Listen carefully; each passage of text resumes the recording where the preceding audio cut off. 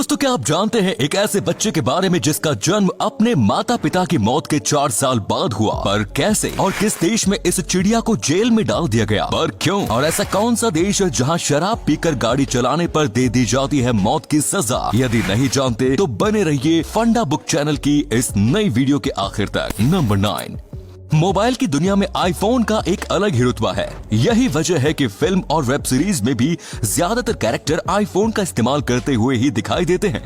लेकिन आपको जानकर हैरानी होगी कि फिल्मों में सिर्फ गुड कैरेक्टर ही आईफोन का इस्तेमाल कर सकते हैं। विलेंस को आईफोन यूज करने की इजाजत नहीं है। ऑब्वियसली ये नियम एप्पल ने ही बनाए हैं। एप्पल को लगता है कि यदि कोई विलेन उसके प्रोडक्ट को यूज करता है तो मार्केट में उसके प्रोडक्ट की रेपुटेशन खराब होगी।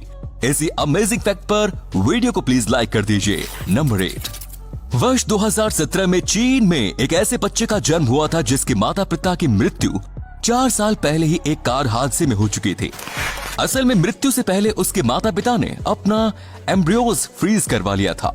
इन दोनों की मृत्यु के बाद बच्चे के ग्रैंड पेरेंट्स ने इन एम्ब्रियोज से बच्चा पैदा करने के लिए लंबी कानूनी लड़ाई लड़ी।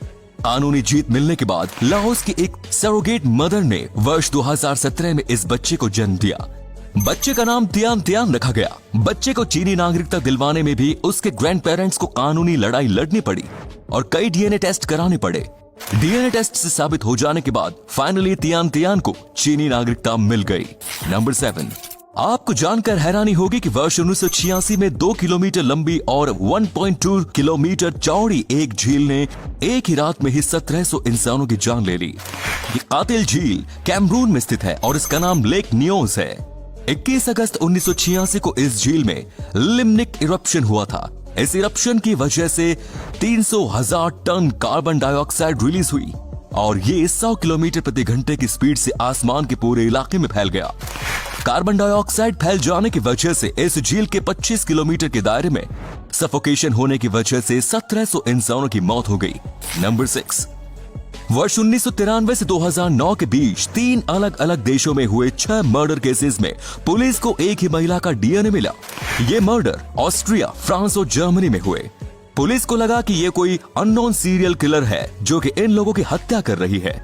इस अननोन महिला सीरियल किलर को फैंटम ऑफ हेलीब्रोन निकनेम दिया गया। जब पुलिस ने अपनी जांच आगे बढ़ाई तो तब उन्हें ऐसी बात पता चली जिसे जानकर हर कोई हैरान रह गया। पुलिस को जो 6 मर्डर केसेस में एक ही महिला का डीएनए मिला था, दरअसल वो डीएनए एक फैक्ट्री में काम करने वाली महिला का था और वो महिला डीएनए सैंपल कलेक्ट करने के लिए कॉटन बनाने का काम करती थी। तो साधारण से कॉटन की वजह से ये महिला सीरियल किलर की सस्पेक्ट बन गई। नंबर 5, प्राचीन एथेंस में डेमोक्रेसी का एक ऐसा रूप मौजूद था जिसमें लोग अपने लीडर के सिलेक्शन के लिए वोट नहीं करते थे, बल्कि वो एथेंस से बाहर निकाले जाने वाले लोगों के सिलेक्शन के लिए वोट किया करते थे। प्राचीन एथेंस की इस डेमोक्रेसी को दुनिया की सबसे पहली डेमोक्रेसी माना जाता है, भले ही इसका मकसद दूसरा रहा हो।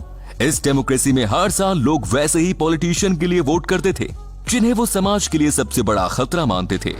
ये काम पूरी तरह से डेमोक्रेटिक प्रोसेस में होता था। इस इलेक्शन में जिसे जीत मिलती थी उसे एथेंस से 10 साल के लिए निकाल दिया जाता था।